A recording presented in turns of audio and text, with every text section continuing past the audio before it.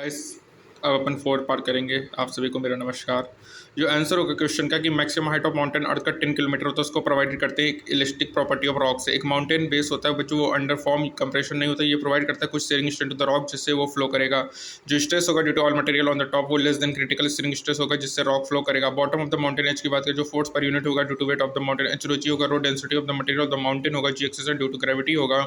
जो material the bottom होगा experience करेगा फोर्स वो vertical direction outside of the mountain are free होगा। और ये केस ऑफ प्रेशर और बल कंप्रेशन नहीं होगा, यहाँ पे शेयर कंपोनेंट होगा एच रो जी।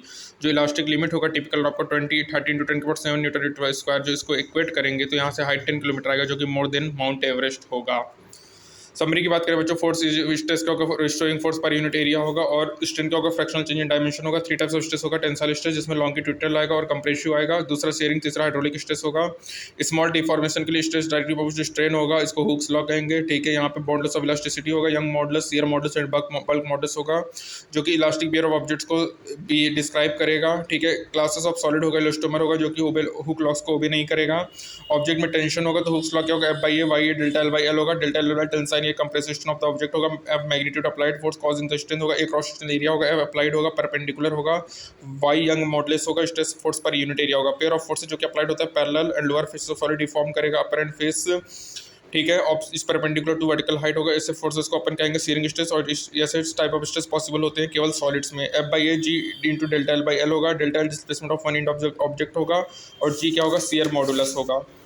बच्चों, जब ऑब्जेक्ट अंडर होगा हार्डलेस compression due to stress exerted by surrounding fluid तो हुक्स लॉ क्या होगा, P beta delta V by B होगा। P क्या प्रेशर ऑफ द ऑब्जेक्ट होगा ड्यू टू फ्लूइड होगा। डेल्टा V बाई A क्या होगा, वॉल्यूम स्ट्रेन होगा। Absolute fraction change in the object volume to that pressure, and P is the bulk modulus of the object होगा। Points of order की बात करें बच्चों, case of wire में जो सस्पेंडेड फ्रॉम सीलिंग होता है और stretch under the action of weight होगा, तो force exerted by the ceiling on it होगा वो equal to opposite to the weight होगा। और यहाँ पे जो टेंशन होगा at any cross section area वो F होगा, नॉट 2F होगा। यहाँ पे जो टेंसाइल स्ट्रेस होगा वो इक्वल होगा टेंशन पर यूनिट एरिया जो कि F/A होगा। हुक्स लॉ वैलिड होता है linear part of stress strain curve के लिए। यंग मॉडल्स और शियर मॉडल्स रिलेवेंट होता है ओनली फॉर सॉलिड क्योंकि सॉलिड का लेंथ और शेप होता है। बल्क मॉडल्स रिलेवेंट होता है सॉलिड लिक्विड एंड गैसेस के लिए क्योंकि चेंज इन वॉल्यूम होगा एवरी पार्ट और अंडर यूनिफॉर्म स्ट्रेस होगा। यहाँ पे shape of body remain unchanged होगा। मेटल्स का लार्जर यंग मॉडल्स होगा। एलॉय इलास्टोमर से मटेरियल जिसका लार्ज यंग मॉडल्स है उसमें लार्ज फोर्स की रिक्वायरमेंट होती है, small change in its length. हमारे डेली लाइफ में अपन मटेरियल देखते हैं जो कि स्ट्रेच करता है मोर इलास्टिक होगा, लेकिन मिसनोमर होगा। मटेरियल जो स्ट्रेच करेगा लेजर एक्सटेंस में वो मोर इलास्टिक होगा। जनरल बात करें तो डिफॉर्मिंग फोर्स वन डायरेक्शन होगा जो कि प्रोड्यूस करेगा स्ट्रेन इन अदर डायरेक्शन। ये जो प्रोपोर्शनलिटी होता है स्ट्रेस और स्ट्रेस का ऐसे सिचुएशन को डिस्क्राइब नहीं होता इलास्टिक कांस्टेंट से।